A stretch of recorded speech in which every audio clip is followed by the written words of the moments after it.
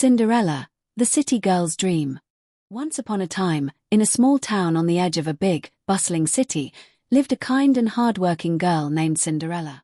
Unlike the fairy tale of old, this Cinderella didn't live in a castle or have a wicked stepmother. She lived with her Aunt Margot and her two cousins, who were always too busy on their phones to notice her. Cinderella dreamed of moving to the city, where she could design beautiful dresses and have her own fashion studio. She spent her free time sketching outfits, sewing by candlelight, and imagining her future among the bright city lights.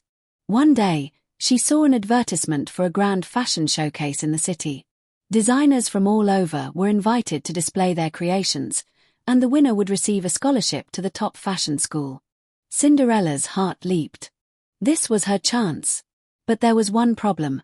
Her cousins had taken all her fabric, and she had nothing left to sew her designs. Just when she was about to give up, a kind old tailor named Mr. Felix, who worked in a tiny shop at the edge of town, saw her sadness. "Dreams come true for those who work hard and never lose hope," he said with a twinkle in his eye.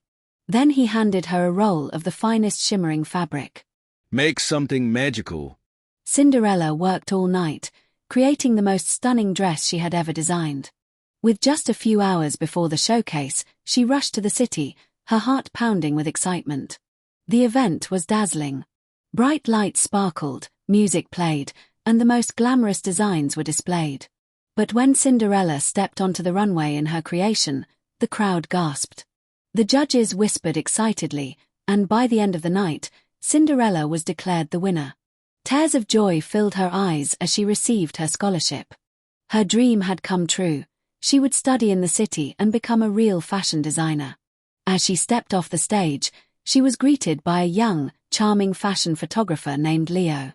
"Your designs are incredible," he said with a smile. "I'd love to feature your work in my magazine." Cinderella blushed, feeling a spark she had never felt before. As they walked through the dazzling city lights, talking about dreams and fashion, she realized she had found not just success but someone who believed in her just as much as she believed in herself. And so, Cinderella's story didn't just end with a dream fulfilled, but with the beginning of a new adventure, one filled with creativity, love, and endless possibilities.